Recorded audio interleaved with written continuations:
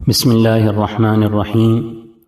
آج کی ہماری اس ویڈیو میں 13 ذو الحجہ کی رمی کا حکم، 13 ذو الحجہ کی رمی کے حوالے سے حجاج کرام میں پائی جانے والی دو غلط فہمیاں، اور اسی طرح سے 13 ذو الحجہ کی رمی کا وقت کب سے شروع ہوتا ہے اور کب ختم ہوتا ہے، یہ چاروں باتیں آپ کے سامنے آج کی اس ویڈیو میں بیان کی جائیں گی۔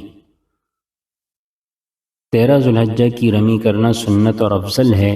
حجاج کرام بالخصوص نوجوانوں اور جوان حضرات کو 13 ذو الحجہ کی رمی بھی کرنی چاہیے۔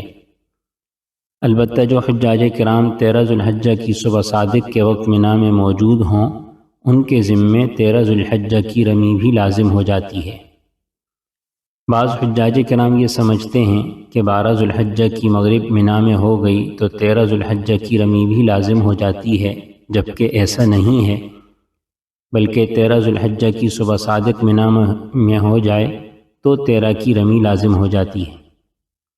بعض حجاج کرام یہ سمجھتے ہیں کہ 13 ذو الحجہ کی رمی کے لیے رات مینا میں گزارنا ضروری ہے، یعنی جو 13 ذو الحجہ سے پچھلی رات ہے اس کے متعلق بات چل رہی ہے، جبکہ ایسا نہیں ہے، بلکہ 12 ذو الحجہ کی رمی کے بعد ہوٹل جا کر 13 ذو الحجہ کی صبح واپس آ کر 13 کی رمی کی جا سکتی ہے۔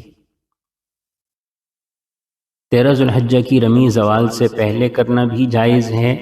12 کی رمی کر کے مکہ یا عزیزیہ اپنے ہوٹل جا کر 13 کو واپس آ کر رمی کرنا بھی جائز ہے۔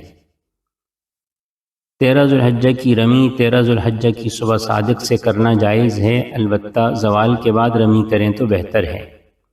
13 ذو الحجہ کی رمی غروب آفتاب تک کی جا سکتی ہے، غروب آفتاب کے بعد رمی جائز نہیں ہے۔